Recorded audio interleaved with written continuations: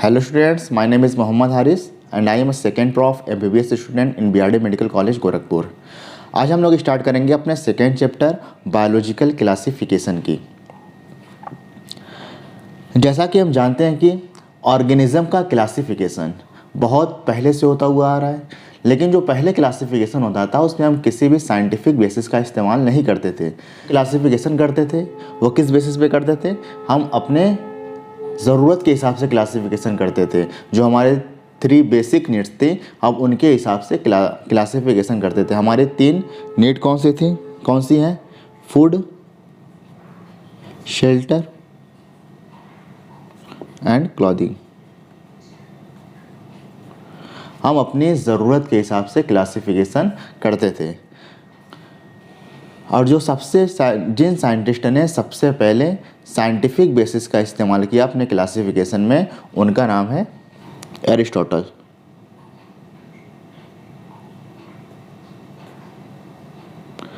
Aristotle साहब ने सबसे पहले ऑर्गेनिज्म का क्लासिफिकेशन करने के लिए साइंटिफिक बेसिस का इस्तेमाल किया।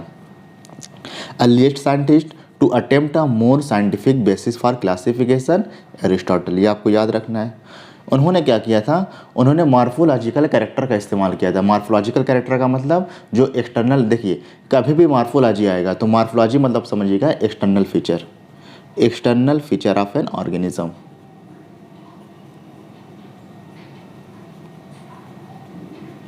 और जब भी कहीं भी एनाटॉमी आएगा तो एनाटॉमी का मतलब होता है internal feature of an organism. तो उन्होंने क्या किया था? ही यूज्ड मॉर्फोलॉजिकल कैरेक्टर्स। उन्होंने प्लांट के मॉर्फोलॉजिकल कैरेक्टर को यूज़ करते हुए प्लांट को उन्होंने 3 कैटेगरी में डिवाइड कर दिया। कौन कौन? एक तो ट्रीज, श्रब्स एंड हर्ब्स। उन्होंने मॉर्फोलॉजिकल कैरेक्टर के बेसिस पर प्लांट्स को 3 ग्रुप में डिवाइड कर दिया। कौन कौन सा 3 group? Trees, shrubs and herbs. देखिए एरिस्टोटल साहब ने एनिमल्स के केस में क्या किया कि एनिमल को उन्होंने 2 ग्रुप में डिवाइड कर दिया। एक उन ऑर्गेनिज्म का ग्रुप बनाया जिनके अंदर रेड ब्लड सेल थी, और एक उनका ग्रुप बनाया जिनके अंदर रेड ब्लड नहीं थे। तो एक हम लिख लेते हैं having red blood cells, having red blood, और दूसरा ग्रुप कौन सा है? Do not have read blood, do not have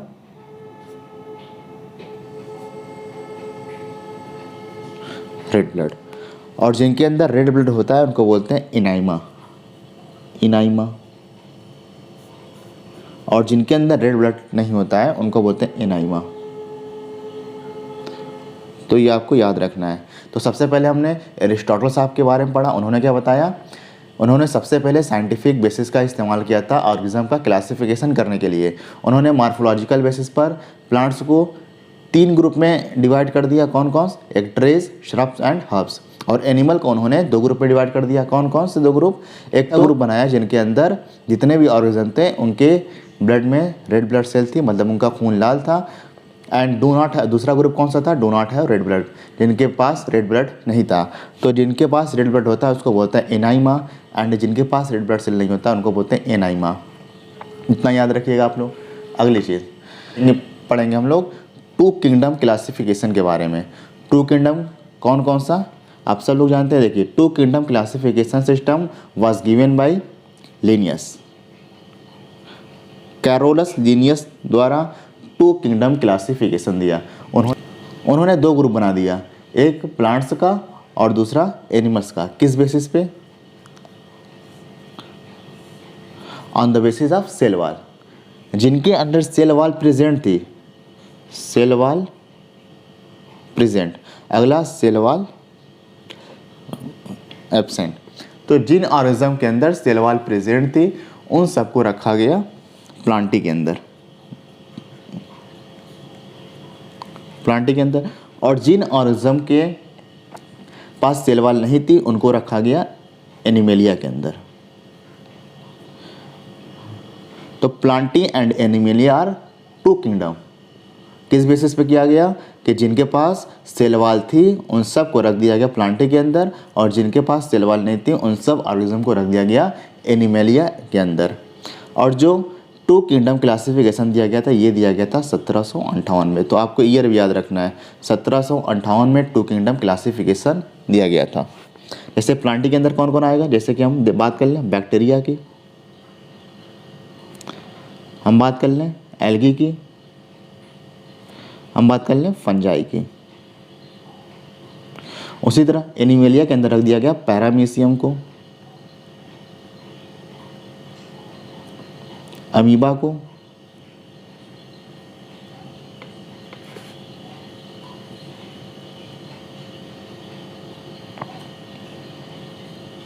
अपनी बात कर लें हम ह्यूमंस।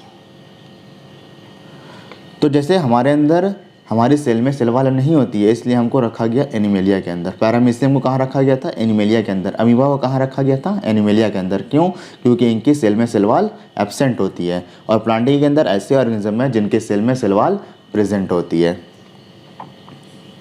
लेकिन टू किंगडम क्लासिफिकेशन सिस्टम में कई सारी गड़बड़ियाँ थी। वो कौन कौन सी ड्रॉबैक थी या कौन कौन सी गड़बड़ियाँ थी, उनको हम देखते हैं। चलिए अब हम समझने की कोशिश करते हैं drawbacks of two kingdom classification. मतलब टू किंगडम क्लासिफिकेशन सिस्टम में क्या दिक्कत रह गई थी, क्या कमियां रह गई थी। तो पहला पढ़ते हैं, did not distinguish between prokaryotes and eukaryotes. मतलब two kingdom classification system prokaryotes और यूकैरियोट्स को डिफ्रेंशिएट नहीं किया था। इन्होंने क्या किया था कि प्रोकैरियोट को यूकैरियोट के साथ ही उठा के रख दिया था। जैसे कि हम बात कर लें बैक्टीरिया की, प्रोकैरियोटिक बैक्टीरिया और blue green algae. Blue green algae और बैक्टीरिया दोनों प्रोकैरियोट्स हैं और इनको प्लांट और फंजाई के साथ किंगडम प्लांटी में रख दिया गया था। और हम जानते हैं कि प्लांट और फंजाई यूकैरियोट्स होते हैं और सबको उठा करके एक ही किंगडम में रख दिया गया था, किंगडम प्लांटी के अंदर। अगली चीज़, अगली क्या कमी थी, did not distinguish between unicellular and multicellular. कह रही है यूनिसेलुलर और मल्टीसेलुलर में डिफ्रेंशिएट नहीं कर पाया था। क्लेमाइडोमोनास की अगर हम बात कर लें तो क्लेमाइडोमोनास एक यूनिसेलुलर एल्गा है, यूनिसेलुलर। हम स्पायरोगायरा को जानते हैं, स्पायरोगायरा एक मल्टीसेलुलर एल्गा है, मल्टीसेलुलर एल्गा, ये भी एल्गा है। और दोनों को उठा करके रख दिया था किंगडम प्लांटी के अंदर। अगली चीज़, did not distinguish between autotrophic and heterotrophic organism. कह रहे हैं इस लिनियस साहब ने ऑटोट्रॉफिक और हेटेरोट्रॉफिक ऑर्गेनिज्म को दोनों को उठा करके एक ही किंगडम में रख दिया। जैसे कि बात कर लें हम ऑटोट्रॉफिक, जैसे कि एल्गी की बात कर लें, एल्गी खाना बनाते हैं, लेकिन फंजाई खाना नहीं बना पाता है, ये हेटेरोट्रॉफिक है। लेकिन इन दोनों को उठा करके कहाँ रख दिया गया था, किंगडम प्लांटी के अंदर, किंगडम प्लांटी के अंदर रख दिया गया था। तो ये बहुत 3 ड्रॉबैक थे। कौन कौन से, एक तो प्रोकैरियोट और यूकैरियोट को डिस्टिंग्विश नहीं किया गया था। अगली चीज़ यूनिसेलुलर और मल्टीसेलुलर को डिस्टिंग्विश नहीं किया गया था। अगली चीज़ ऑटोट्रॉफिक और हेटेरोट्रॉफिक में डिफरेंस नहीं किया गया था, डिस्टिंग्विश नहीं किया गया था इनको। चलिए अब हम बात कर लेते हैं कि टू किंगडम क्लासिफिकेशन सिस्टम में कैसे ऑर्गेनिज्म को कहाँ रखा गया था। तो बैक्टीरिया को, ब्लू ग्रीन एल्गी को, फंजाई को और मॉसिस को, और उसके अलावा जितने फर्न थे हम यहाँ लिख लेते हैं। फर्न टेडोफाइट्स का मेंबर है। फर्न हो गया जिम्नोस्पर्म,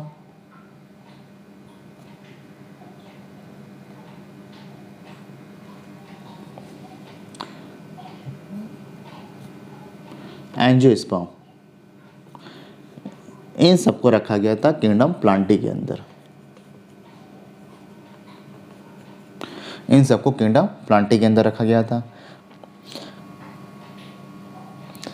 देखिए हम प्लांट्स और एनिमल्स का क्लासिफिकेशन आसानी से कर सकते हैं। क्यों, क्योंकि हम देख के पहचान सकते हैं कि कौन प्लांट है और कौन एनिमल है। लेकिन कई सारे ऑर्गेनिज्म ऐसे थे जो कि किसी भी कैटेगरी में नहीं आते थे, ना ही वो प्लांट में आते थे और न ही एनिमल में आते थे। तो large number of organism did not fall into either category, either plants और एनिमल्स।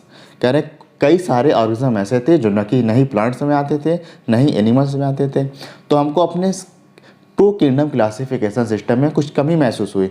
हमें लगा कि अभी इसमें कुछ अधूरी चीज़ें रह गई हैं, तो इसमें कुछ और ऑर्गेनिज्म का क्लासिफिकेशन करने के लिए हमको कुछ और चीज़ों को जोड़ना पड़ेगा। तो हमने फिर morphology, cell structure, cell structure, nature of wall,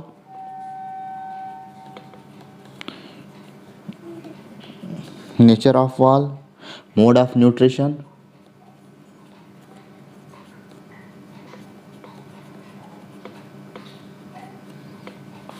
उसके अलावा हैबिटाट,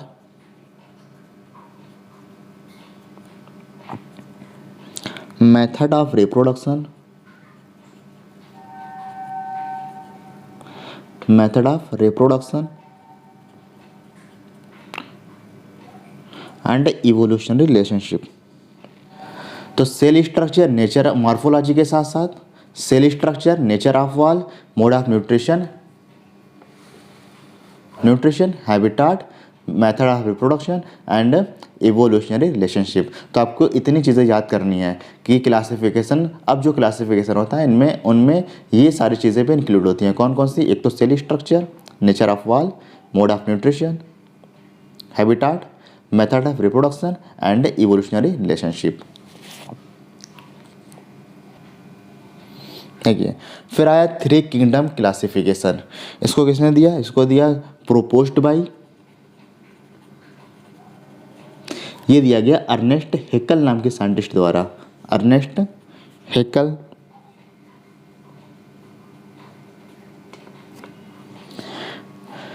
और इसमें एक नया किंगडम बना दिया गया। किंगडम उन ऑर्गेनिज्म को प्लांट्स और एनिमल्स से अलग कर दिया गया था जो यूनिसेलुलर यूकैरियोट्स थे। तो जितने भी ऑर्गेनिज्म हैविंग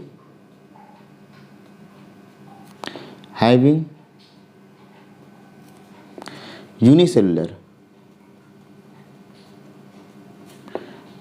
यूकैरियोट, इनका एक, जितने भी ऑर्गेनिज्म ऐसे थे जो यूनिसेलुलर और यूकैरियोट थे, इनका एक अलग किंगडम बना दिया गया और उस किंगडम का नाम था प्रोटिस्टा।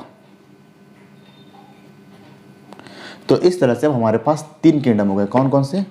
एक तो आप 2 जानते ही हैं, एक प्लांटी और एनिमेलिया,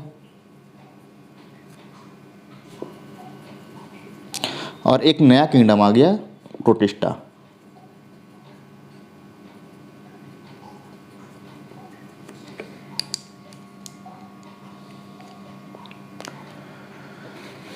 चलिए अब अगला पढ़ते हैं हम लोग 4 किंगडम क्लासिफिकेशन के बारे में।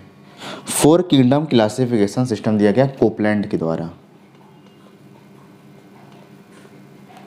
कोपलैंड के द्वारा इसमें क्या किया गया?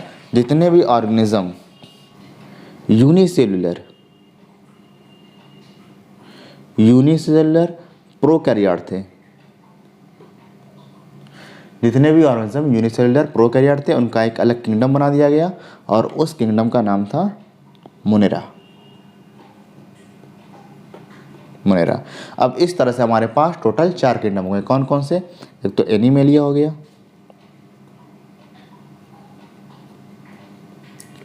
दूसरा प्लांटी हो गया, प्रोटिस्टा, ये 3 पहले से थे, और एक प्रोटिस्टा, 3 पहले से थे और एक नया आ गया। कौन? मोनेरा। तो हमारे पास 4 किंगडम हो गए। तो इसी को बोला गया 4 किंगडम क्लासिफिकेशन सिस्टम। तो उसके बाद आया 5 किंगडम क्लासिफिकेशन सिस्टम, और ये एनसीईआरटी में दिया गया, तो ये सबसे इंपॉर्टेंट है, इसकी डिटेल दी गई है। तो 5 kingdom classification system was proposed by R.H. Whittaker in the year 1969। तो आपको ईयर भी याद होना चाहिए कि 1969 में R.H. विटेकर द्वारा 5 किंगडम क्लासिफिकेशन सिस्टम दिया गया है। इसमें क्या किया गया कि फंजाई की सेल वाल किस चीज़ की बनी होती है? फंजाई की जो सेल वाल बनी होती है वो काइटिन की बनी होती है। इसलिए फंजाई को पहले कहाँ रखा गया था? पहले इसको रखा गया था प्लांट्स के अंदर, प्लांटी के अंदर रखा गया था।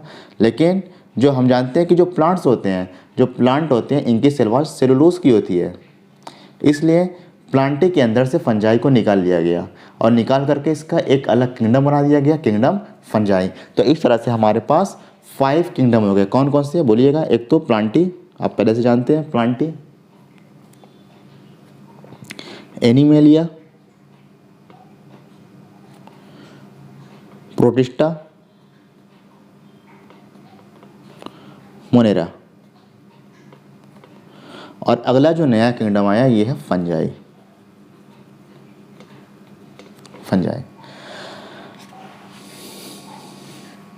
देखिए 5 किंगडम क्लासिफिकेशन के लिए आर.एच. विटेकर द्वारा 5 क्राइटेरिया का इस्तेमाल किया गया था। वो कौन कौन सी 5 क्राइटेरिया थे? तो मैं इसको RCPMT से याद किया था। RCPMT, पहले जो नीट होता था ये CPMT के नाम से होता था, हर स्टेट का अलग अलग होता था, तो मैं इसको RCPMT से याद किया था। आर से क्या हो जाएगा? रिप्रोडक्शन,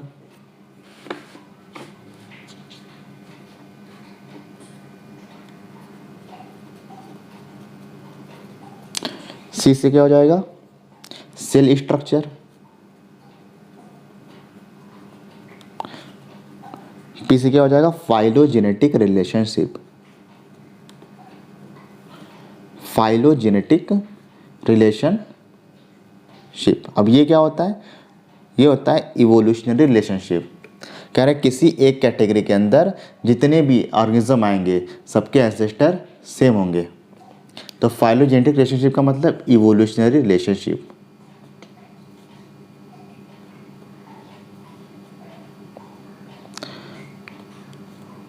मतलब एक कैटेगरी के अंदर आने वाले जितने भी ऑर्गेनिज्म होंगे सबके एंसेस्टर सेम होंगे। एम से mode of nutrition, mode of nutrition, और टी से थैलस ऑर्गेनाइजेशन, या कह लें हम बॉडी ऑर्गेनाइजेशन, थैलस ऑर्गेनाइजेशन, या फिर इसी को बोलेंगे हम लोग बॉडी ऑर्गेनाइजेशन।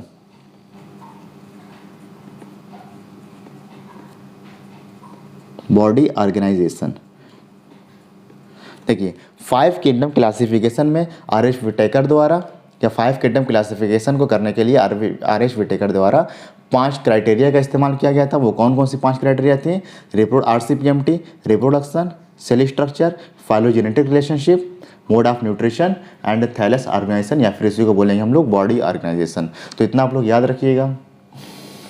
चलिए अब हम लोग समझते हैं कि जो 5 किंगडम क्लासिफिकेशन सिस्टम है उसका सैलिएंट फीचर क्या है।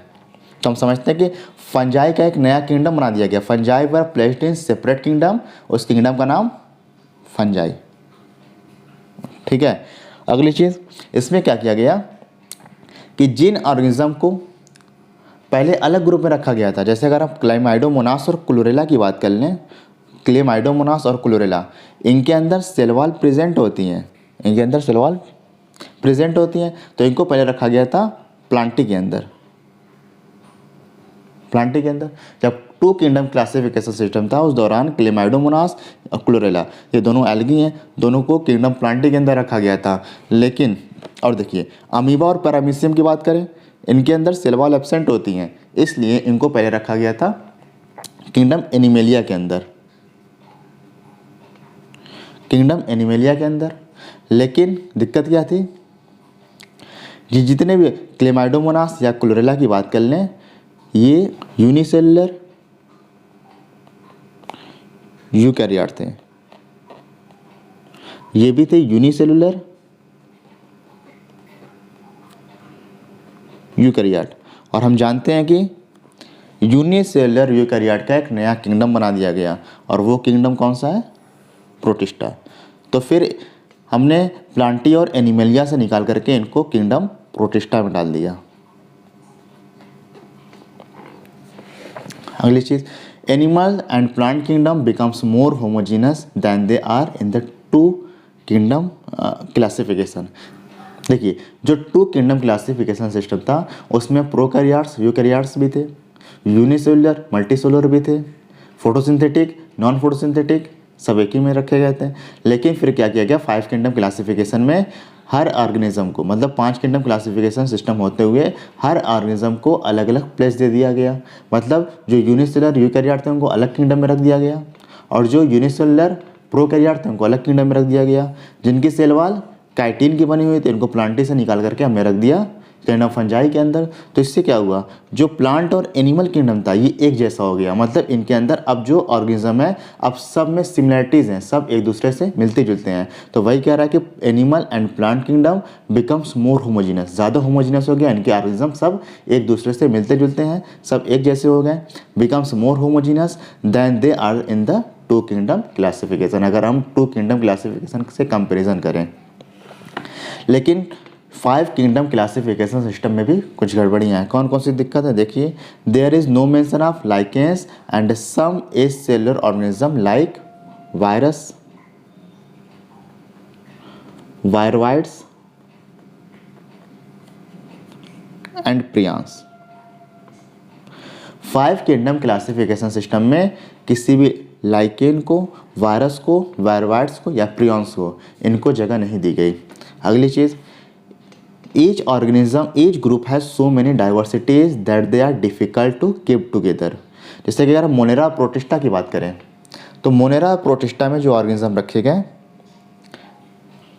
इनके अंदर कुछ ऑर्गेनिज्म ऐसे हैं जिनके अंदर सेल वॉल प्रेजेंट है और कुछ ऑर्गेनिज्म ऐसे हैं जिनके अंदर सेल वॉल एब्सेंट है।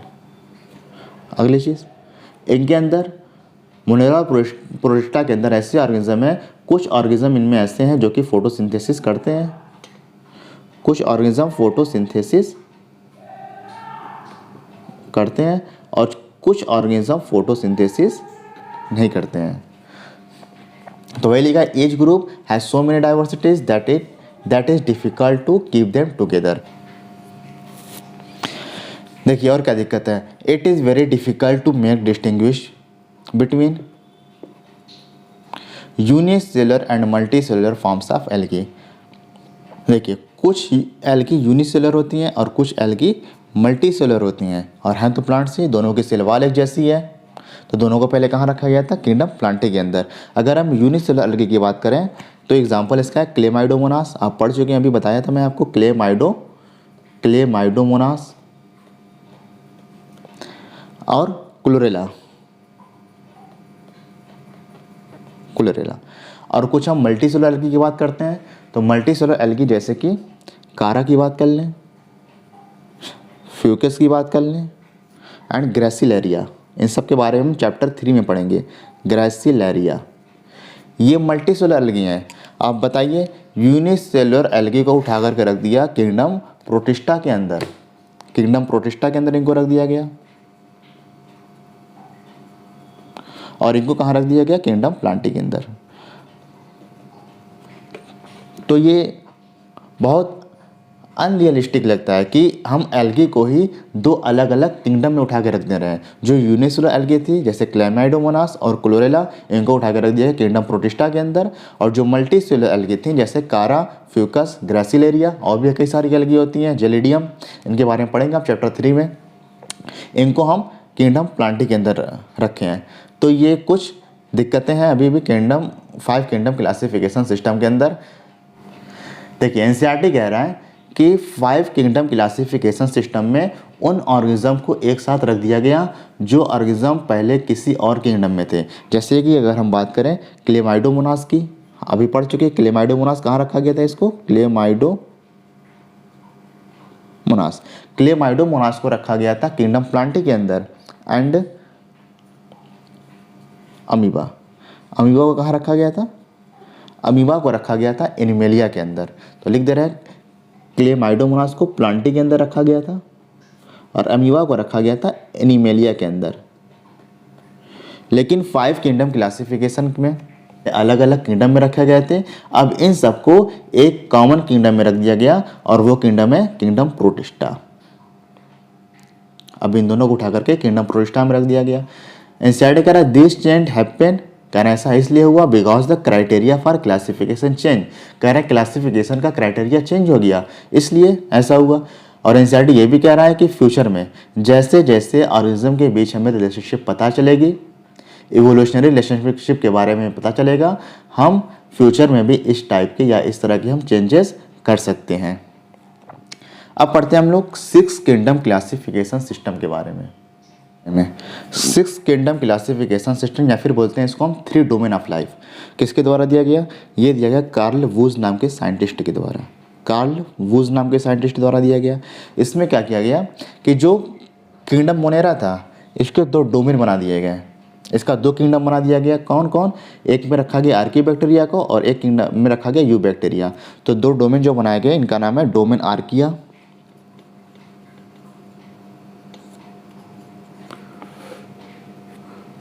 आर्किया और दूसरा डोमेन बैक्टीरिया।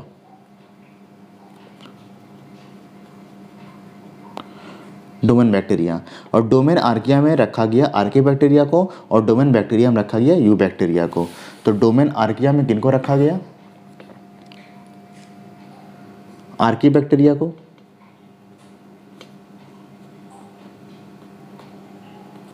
और डोमेन बैक्टीरिया में रखा गया यू बैक्टीरिया को। मतलब किंगडम मोनेरा के दो अलग किंगडम बना दिए गए, यू बैक्टीरिया को रखा गया और बाकी एक डोमेन अगला डोमेन बनाया गया डोमेन यूकैरिया। अब इसमें जितने भी यूकैरियाट्स थे, प्रोकैरियाट्स को दो अलग किंगडम में बांट दिया गया और जितने यूकैरियाट्स थे इनको सबको डोमेन यूकैरिया में रखा गया। इसमें कौन कौन आएंगे? प्रोटिस्टा आएगा, फंजाई आएगा, प्लांटी आएगा, एनिमेलिया। इस तरह से अगर हम देखें तो हमारे पास 6 किंगडम हुए। कौन कौन से? Archie bacteria, you bacteria, protista, fungi, Plantae, animalia. इसीलिए कहा गया सिस किंगडम क्लासिफिकेशन या फिर 3 domain of life, domain archaea, domain bacteria, domain यूकैरिया। तो आपको ये भी याद रखना है। चलिए अब वो किंगडम बताइए जो पूरे 5 किंगडम में, मतलब 2 किंगडम क्लासिफिकेशन सिस्टम में भी, 3 किंगडम क्लासिफिकेशन सिस्टम में भी, 4 किंगडम क्लासिफिकेशन सिस्टम में भी, 5 किंगडम सिस्टम में भी कांस्टेंट रहा है। तो बताइए वो कौन सा किंगडम है जो पांचों क्लासिफिकेशन सिस्टम में कांस्टेंट रहा है? वो है kingdom plantae and animalia. Plantae and animalia. तो याद रखिएगा kingdoms that have been constant under all different system, plantae and animalia. लेकिन प्लांटी और एनिमेलिया के जो ऑर्गेनिज्म थे ये ऑर्गेनिज्म चेंज होते रहे हैं। But the understanding of what groups और organism included under this kingdoms have been changing. मतलब इनके अंदर जो ग्रुप्स या जो ऑर्गेनिज्म थे वो चेंज होते रहे हैं। कुछ को निकाल करके हम प्रोटिस्टा में डाले, मोनेरा में डाले, फंजाई में डाले। अगली चीज़ हम समझते हैं एक चार्ट के बारे में पढ़ते हैं। इस चार्ट में आपको चार्ट दिया हुआ है, मैं यहाँ पे बना दे रहा हूँ, खुद बताएंगे अभी आप। देखिए मोनेरा के अंदर जितने भी ऑर्गेनिज्म रखे गए हैं, बताइए सेल टाइप कैसा है इनका? हम जानते हैं कि मोनेरा में जितने भी प्रोकैरियोट्स थे उनको रखा गया, ये सब के सब प्रोकैरियोट्स हैं। प्रोटिस्टा में जितने भी हैं सब यूकैरियोट्स हैं। फंजाई जानते हैं यूकैरियोट्स है। प्लांटी की बात कर लें, इसमें भी यूकैरियोट को रखा गया। एनिमेलिया में भी यूकैरियोट को रखा गया। मतलब हमारे पास सिर्फ मोनेरा ही ऐसा किंगडम है जिनके अंदर प्रोकैरियोट्स आते हैं, बाकी चारों किंगडम के अंदर यूकैरियोट्स आते हैं, प्रोटिस्टा, फंजाई, प्लांटी और एनिमेलिया। अगर सेल वॉल कंपोजिशन की बात करें कि सेल वॉल कहाँ प्रेजेंट होती है, देखिए कुछ में मोनेरा में होती है, प्रोटिस्टा में होती है, फंजाई के पास है, प्लांटी के पास है। तो अब देखिए इनकी सेल वॉल किस चीज़ की बनी हुई है। तो जो मोनेरा की सेल वॉल होती है नॉन सेलुलोजिक की होती है। नॉन सेलुलोजिक का मतलब ये सेलुलोज की नहीं बनी होती है, नॉन सेलुलोजिक। तो किस चीज़ की बनी होती है? ये बनी होती है पेप्टाइडोग्लाइकेन की। आप लोग याद रखिएगा कि जो मोनेरा की सेल वॉल होती है ये बनी होती है पेप्टाइडोग्लाइकेन की। मतलब पॉलीसेकेराइड प्लस अमाइनो एसिड। अब पॉलीसेकेराइड क्या होता है हम समझेंगे चैप्टर 9 में। Polysaccharide plus amino acid. अगली चीज जो प्रोटिस्टा के होते हैं, प्रोटिस्टा में जो सेल वॉल होती है कुछ मेंबर्स के अंदर प्रेजेंट होती है, तो प्रेजेंट इन सम। कुछ मेंबर के पास सेल वॉल होती है और कुछ के पास सेल वॉल नहीं होती है। बताइए फंजाई की सेल वॉल किस चीज़ की बनी होती है? सेल वॉल होती है और सेल वॉल बनी होती है काइटिन की। और जो हम जानते हैं कि जो प्लांट की सेल वॉल होती है वो किस चीज़ की बनी होती है? सेलुलोज की। सेलुलोज की। और एनिमल की बताइए किस चीज़ की सेल वॉल बनी होती है? एनिमल की सेल में सेल वॉल नहीं होती है, तो यहाँ पर हम लिखेंगे एब्सेंट। अगली चीज़ बताइए न्यूक्लियर मेम्ब्रेन एब्सेंट होगी या प्रेजेंट होगी? जितने भी प्रोकैरियोट्स होते हैं उनके न्यूक्लियस के में न्यूक्लियर मेम्ब्रेन नहीं होती है और यूकैरियोट्स के अंदर न्यूक्लियर मेम्ब्रेन पाई जाती है। तो मोनेरा के अंदर न्यूक्लियर मेम्ब्रेन एब्सेंट होगी और बाकी के अंदर प्रेजेंट होंगी। क्यों? क्योंकि बाकी सारा किंगडम यूकैरियोट का है। प्रेजेंट होंगी, यहाँ भी प्रेजेंट होंगी, यहाँ भी प्रेजेंट होंगी, और यहाँ भी प्रेजेंट होंगी। अगर हम बॉडी ऑर्गेनाइजेशन की बात करें, सेलुलर, और हम जानते हैं जब सेल आपस में एक टाइप के सेल आपस में मिलती हैं तो टिश्यू का फॉर्मेशन होता है, और जब कई सारे टिश्यू आपस में मिलते हैं तो ऑर्गन का फॉर्मेशन होता है, जब कई सारे ऑर्गन आपस में मिलते हैं तो ऑर्गन सिस्टम का फॉर्मेशन होता है, और कई सारे ऑर्गन सिस्टम आपस में मिलकर के एक ऑर्गेनिज्म का फॉर्मेशन करते हैं। तो जो फंजाई है, फंजाई मल्टी सेलुलर या फिर बोले हम लूज टिश्यू, मल्टी सेलुलर। देखिए मोनेरा प्रोटिस्टा दोनों यूनिसेलुलर है, और फंजाई मल्टी सेलुलर, और ये टिश्यू लेवल के होते हैं, लूज टिश्यू।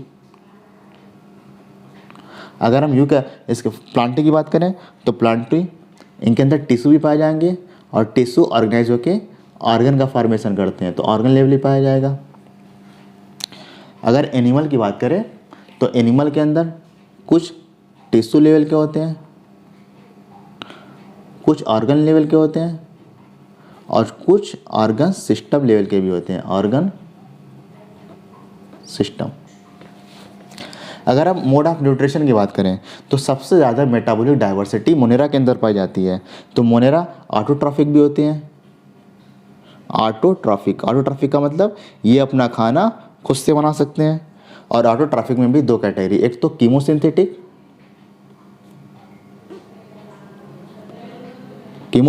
And photosynthetic. अब कीमोसिंथेटिक और फोटोसिंथेटिक क्या होता है इसके बारे में हम लोग कल समझेंगे, अगली वीडियो में समझेंगे हम लोग कीमोसिंथेटिक एंड फोटोसिंथेटिक। उसके अलावा एंड हेट्रोट्रॉफिक भी हैं। हेट्रोट्रॉफिक में कौन कौन से होते हैं इसमें, सैप्रोफिटिक जो अपना खाना सड़े गले से लें, सैप्रोफिटिक एंड पैरासिटिक। तो आपको ये याद रखना होगा। अगली चीज़ अगर हम प्रोटिस्टा की बात करें तो प्रोटिस्टा ऑटोट्रॉफिक भी होते हैं और हेट्रोट्रॉफिक भी होते हैं। ऑटोट्रॉफिक और ऑटोट्रॉफिक में ये सिर्फ फोटोसिंथेटिक होते हैं, फोटोसिंथेटिक।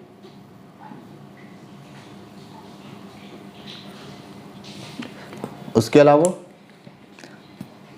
And heterotrophic.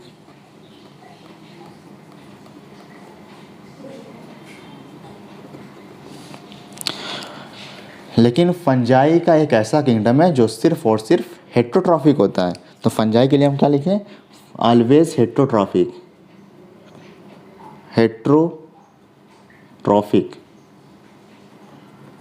और हेट्रोट्रॉफिक में हम जानते हैं कि जो फंजाई होती हैं सैप्रोफिटिक होती हैं, सैप्रोफिटिक या फिर पैरासिटिक हो सकती है, पैरासिटिक। अगली चीज़ ये सारे ऑटोट्रॉफिक होते हैं, ऑटोट्रॉफिक, और इनमें भी कौन से फोटोसिंथेटिक होते हैं, ये फोटोसिंथेटिक।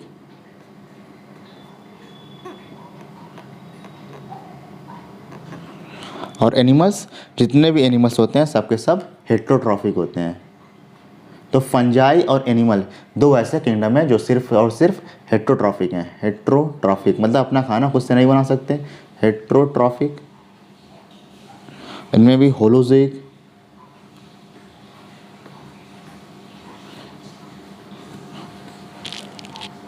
Saprophytic, parasitic etcetera. तो आपको ये पूरा चार्ट याद रखना है कि चार्ट में हम मोनेरा, प्रोटिस्टा, फंजाई, प्लांटी और एनिमेलिया के बारे में पढ़े। सबसे पहले सेल टाइप के बारे में पढ़े। तो मोनेरा की जो सेल होती है ये प्रोकैरियोट्स होते हैं और बाकी सब यूकैरियोट्स। जो मोनेरा की सेल वाल होती है नॉन सेलुलोजिक होती है। किस चीज़ की बनी होती है, ये पेप्टाइडोग्लाइकेन की बनी होती है। पेप्टाइडोग्लाइकेन मतलब पॉलीसेकेराइड प्लस अमाइनो एसिड की, और पॉलीसेकेराइड और अमाइनो एसिड क्या होता है हम पढ़ेंगे चैप्टर 9 में। फिर प्रोटिस्टा की बात करें तो प्रोटिस्टा में सेल वाल कुछ के अंदर प्रेजेंट होती है और कुछ के अंदर नहीं होती है। फंजाई की जो सेल वाल होती है इसमें प्रेजेंट होती है और काइटिन की बनी होती है। प्लांटी की जो सेल वाल होती है वो सेलुलोज की बनी होती है और एनिमल के अंदर सेल वाल एब्सेंट होती है। अगर न्यूक्लियर मेम्ब्रेन की बात करें, हम जानते हैं कि मोनेरा प्रोकैरियोट और प्रोकैरियोट के अंदर न्यूक्लियर मेम्ब्रेन एब्सेंट होती है।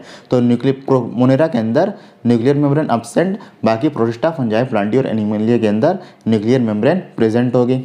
बॉडी ऑर्गेनाइजेशन की बात करें तो जो मुनेरा होते हैं ये सेलुलर लेवल के होते हैं, प्रोटिस्टा भी सेलुलर लेवल के हैं, बाकी फंजाई टिश्यू लेवल का है, और प्लांटी टिश्यू और ऑर्गन लेवल का, और एनिमेलिया टिश्यू ऑर्गन सिस्टम तीनों लेवल के पाए जाते हैं।